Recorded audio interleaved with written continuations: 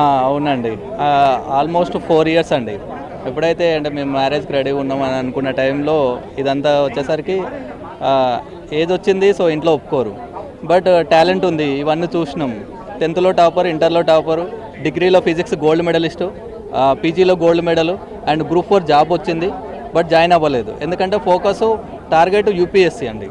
So, మధ్యలో ఈ groups ఏవైతే వచ్చినాయి ఈ 3 ఇయర్స్ లేకపోతే పక్క అది యూపీఎస్సీ క్రాక్ చేసి ఉండేది ఈ లోపు.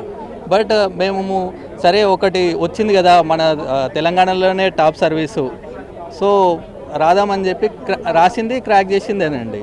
సో ఇంత స్టాండ్ తీసుకున్నప్పుడు మాకు లైఫ్ సెటిల్ అయిపోతుంది అని మేము 3 ఇయర్స్ బ్యాకే అనుకున్నాము. బట్ అది ఇంత డ్రాగ్ చేసుకుంటూ వచ్చింది. సరే స్టిల్ వెయిట్ చేసినాం. ఎందుకంటే ఎగ్జామ్స్ అయిపోయి 1 ఇయర్ అవుతుంది. ఈ 1 ఇయర్ వరకు కూడా వెయిట్ చేసినాం. అంటే ఎక్కడ అలసిపోయినట్టు కానీ కుంగిపోయినట్టు కానీ అనుకోలేదు.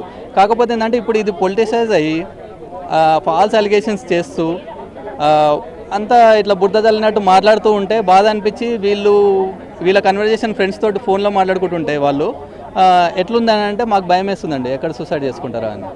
ఆ సిచ్యువేషన్ బట్టి మేము ఎవరైతే వీళ్ళ గ్రూప్ ఉందో ఒక 2-3 కాంటాక్ట్ అయితే సిచ్యువేషన్ ఇట్లా ఫీల్ అవుతున్నారు మా ఇంట్లో అని అంటే, సరే సార్ మరి దీన్ని ఎట్లనైనా కొంచెం వాళ్ళకి సపోర్ట్ చేద్దామంటే మీరు ఏమనుకుంటున్నారని అంటే మేము సపోర్ట్ చేస్తాం, మేము మీడియా ముందుకు వచ్చి మేము చెప్పుకుంటాం, సో మీరు బాధపడుతున్నారు కదా అని చెప్పేసి మోరల్ సపోర్ట్ కోసం వచ్చామండి.